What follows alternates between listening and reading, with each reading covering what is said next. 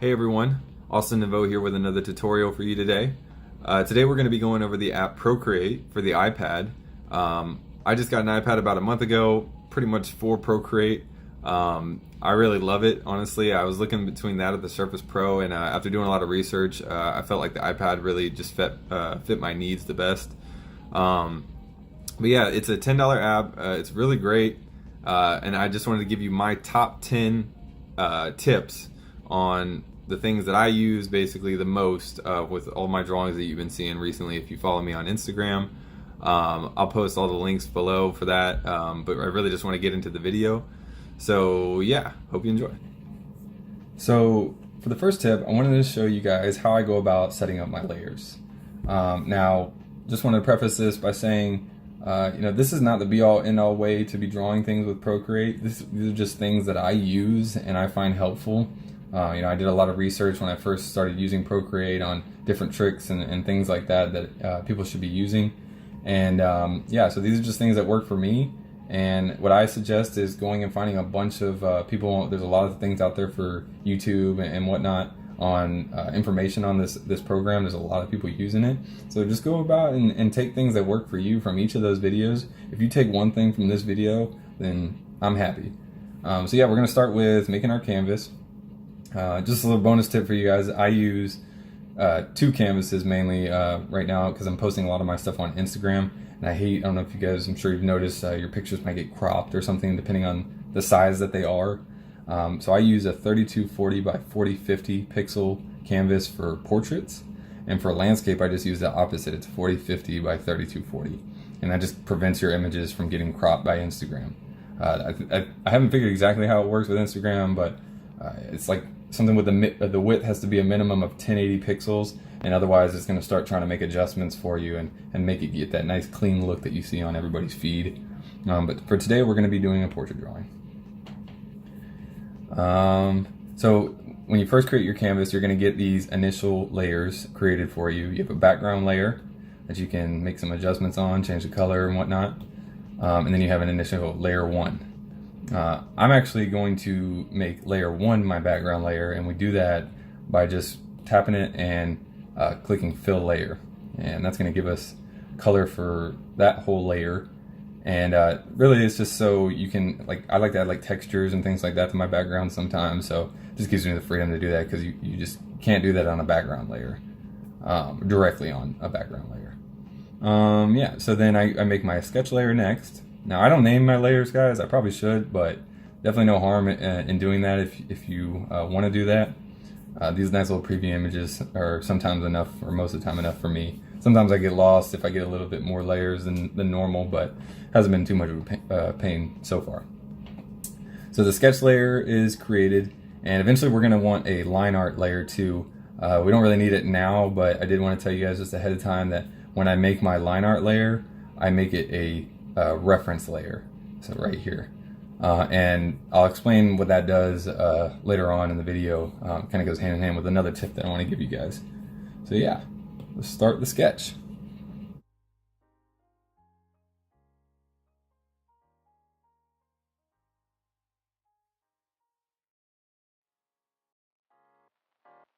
For the next tip, I want to talk to you a little bit about the line tool. The line tool is really cool with ProCreate. It does a lot of neat things, and it really speeds up the process for me. Basically, we'll start with just a simple line. Now you can see, I try to show you on the camera. The camera is really just to show you guys like gestures and things like that I'm doing on the screen. But so you draw a line. You can see I'll make it a little bit janky. And now if you hold down, it straightens itself out. Now if you tap down with one finger, it's going to snap to a perfectly straight line for you, and now you can move that around and it's going to snap to different angles. So if you're just trying to draw like a horizon or something, like things like this is really going to come in handy and keep you from having to constantly, just keep going until you get that perfect line. Now it does the same thing with shapes. So you can draw a circle. I'll make it a little messed up. You can see now it straightens that out for me. Same way, just hold your pencil down, and if you tap, it's going to make a perfect circle. You can scale it down, scale it up, just play with that. I like to start with circles like that for like portraits and things. So I'll do like a circle, and then I'll try to get it as center as I can, draw a straight line down for the face, and it straightens it out for me, and then I can just tap, and now I have a line going right down the middle of my face. And this is really good for you know, like measuring out your proportions for whatever you're drawing, things like that. So yeah, you can also do it with other shapes. You can do it with triangles. Oops, I just turned my eraser on. If you have an Apple Pencil, it's double tap for the eraser. Another little bonus tip for you. So you can do triangles. Hold it down, and it fixes it for me. Tap, and you got a perfect triangle.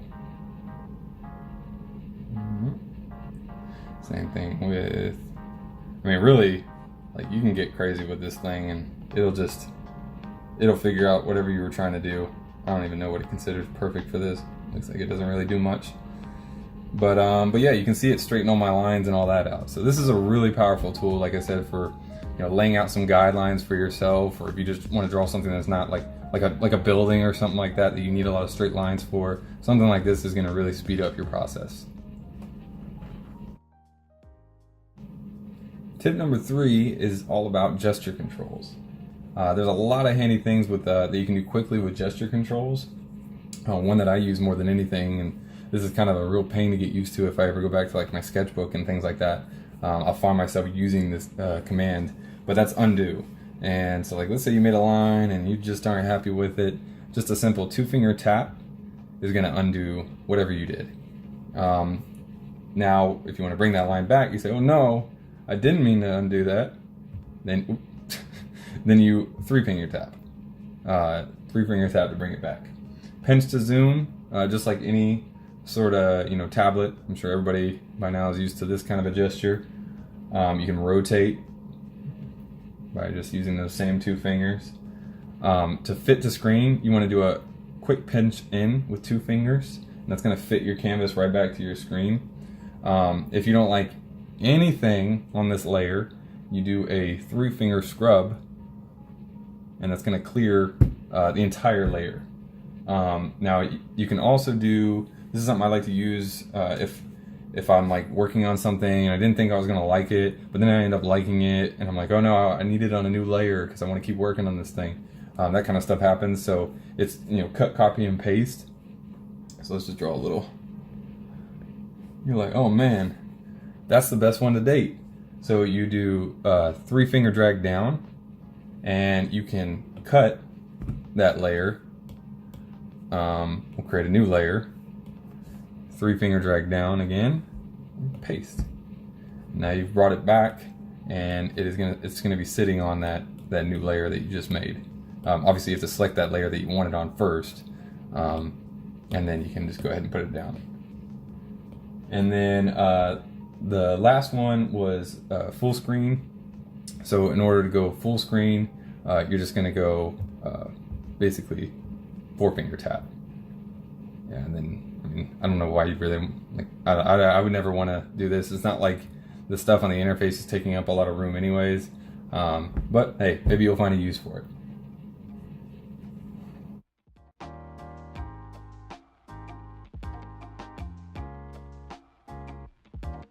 So I went ahead and drew our little burger guy. Looking pretty good, I'm liking him, but one thing that we need to do, and this is something that you can use pretty much, I think any digital drawing program is going to have something like this, but that's flipping your canvas. This is going to help, you know, things stick out to you that someone that maybe has been staring at it for a few hours can't see, but when you show it to someone, this is going to be the first thing that they notice with your drawing. So to flip the canvas, you go to Actions, which is this little wrench at the top left. You're going to make sure you select Canvas, and then you're going to flip your canvas horizontally. Now, sometimes it's scarier than others when you do this, because you immediately see that this little burger, I think this is because I'm right-handed, is being skewed to the right. And that just happens sometimes, you know, depending on the angle that I'm drawing at and all that. So, you know, obviously this isn't right. We're going to want him a little bit more centered. And we're going to fix that with the next 2 tips that I show you guys. So the first thing that's going to help us fix this little burger is the selection tool. and that is this third little icon up here in the top left. And you have the rectangle and the ellipse selection tool, which I don't really use, but I mainly use the freehand and automatic selection tool. Rectangles just let you draw rectangles. Ellipses will let you select with ellipses, but for the most part, I think the freehand tool will get the job done for whatever you're trying to select. So like this eye, we'll start with this eye for example. You know, if I'm not 100% happy with its positioning, I can just go in, trace that eye, and then close that selection with by tapping the little gray dot. And now you can see that the eye is highlighted in a way.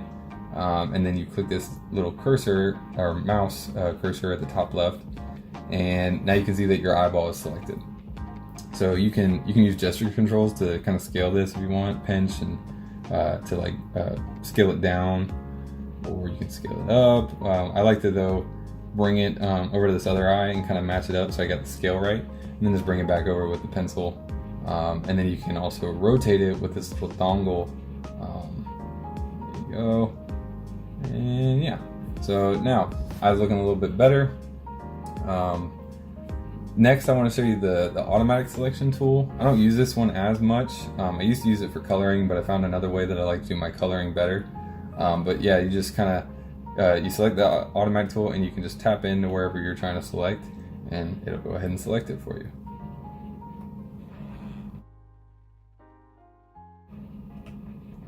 So the next tip I want to show y'all is the LIQUIFY tool. Now you got to be kind of careful with this tool because it can do some pretty crazy things. Basically, the LIQUIFY tool first is up here in adjustments. It's the second icon at the top left. You're going to click LIQUIFY, and this guy is going to let you, I mainly use push, but this one's going to let you push and pull with the same tool you're drawing around. Like I said, be careful because you can really start to distort things, and you know, things might not look the way you want them after a while of playing with this. But yeah, it does come in handy for, like, you know, not having to completely redraw a section, or you know, it just saves you a lot of time if you use it correctly. So just, you know, this is something that you got to kind of play around with to kind of get a feel for how it works. You can adjust the size and whatnot down here if you're trying to like maybe just adjust like a small detail, like the corner of like this cheese, for example, or something.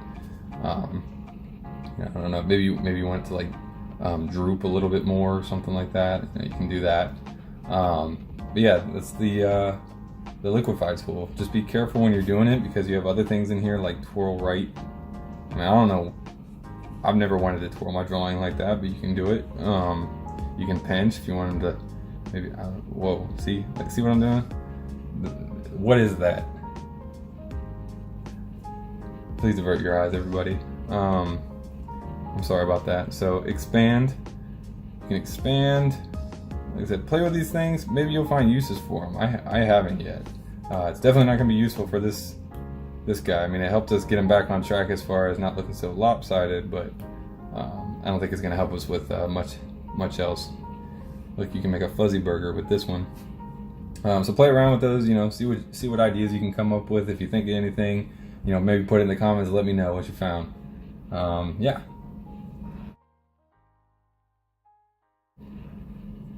So next, I want to show you guys how I use the color dropper. Pretty quick little tip, but it is important to know.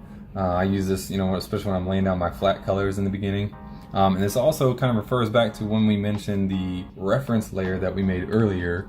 So now I have my sketch layer, I have my reference layer that has the line art on it, and then now I went ahead and made this color layer. It's just a blank layer right now, but that's what we're going to add all of our flat colors to.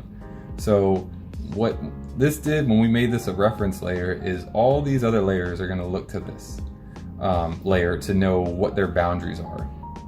So you know, for example, without it, if I drag this blue, or let's make it more of a, we're going to color in the bun. Trying to find a decent bun color. Maybe that. Let's see how this looks. So yeah, and make sure we're on the right layer. Okay, we're on our color layer. So now we can go in and just drag the color that we want and drop it on there like that.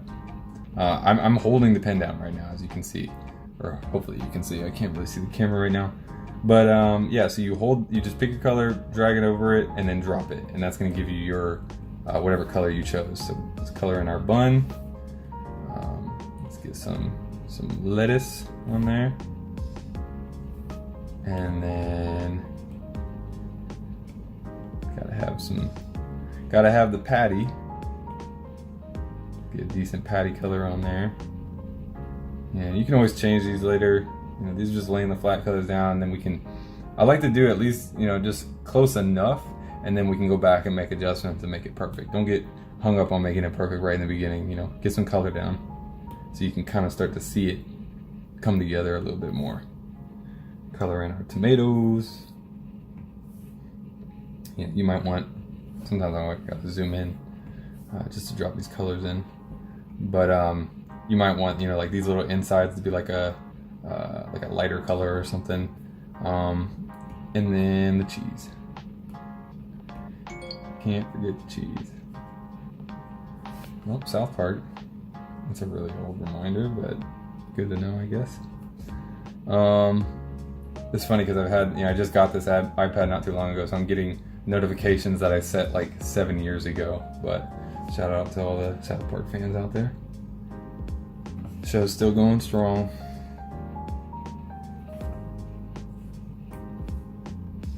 All right.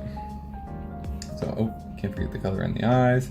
But I mean, you guys get the basic idea. This is, you know, just pick your color from the colors. I use the classic a lot because I like to adjust the saturation and all that. But you know, if you like this, you know, do whatever you do with your colors normally. I'm not telling you how to pick your colors in this video. But I typically go with like a less saturated color palette. So yeah, then we can, once you have your color, you can just go ahead, just keep dragging it out there. Some eyes.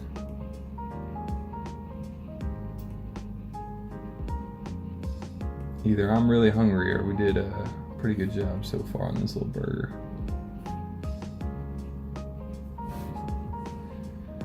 All right, so that's the color dropper. So the next tip, and this is another really quick one, is the color picker. Now to do this, the one and only way that I know right now, which I haven't really found a need to find another way to do this, is to just tap down with your finger. I mean, it should work with a pen too. I don't know. I guess I always use my finger. Okay, so no, it doesn't. See, I'm learning something too. So finger, tap down on the screen and hold, and that's going to, you know, just zoom in a way, but shows you, you know, wherever your cursor at. That's what color is going to pick. And then sometimes, like, it can be a little bit wonky. Like if I try to select like that color inside the seed, you can see when I pick my finger up, it kind of went outside and selected the bun, so that's why my color is still the same color as the bun that you see up there. So like something like that you might have to zoom in for, but like this eyeball, you can see our color now changed to blue. So bigger areas are going to be easier to grab, but if you have a smaller area like this, just get in there, zoom in, and now you have that color. So another thing I want to show you is the adjustments tool. So this is going to have a lot of tools inside of it. I'm only going to go over the ones that I'm kind of familiar with. Some of them I haven't really used too much, but like the opacity is a good one. Like if you're doing like a sketch layer and you want to kind of make the line art a little bit like a lighter shade so you can see your line art better, that's what you would use for this. So you can see I have that option selected. Now you can slide your stylus or your finger to the left and the right to increase and decrease that opacity. Next, you have the Gaussian blur, which if you're doing like a background or something, is really nice. You can maybe blur that background and kind of put some of the focus on the main character that you're drawing. Motion blur looks kind of similar to Gaussian blur, but it's going to give it that kind of that feeling of like something's moving. So if you're doing like a fight scene or something, you got someone like throwing a punch, you know, maybe you want to put some motion blur on that fist to kind of give it that cool little motion effect. This is the tool you would go for with that.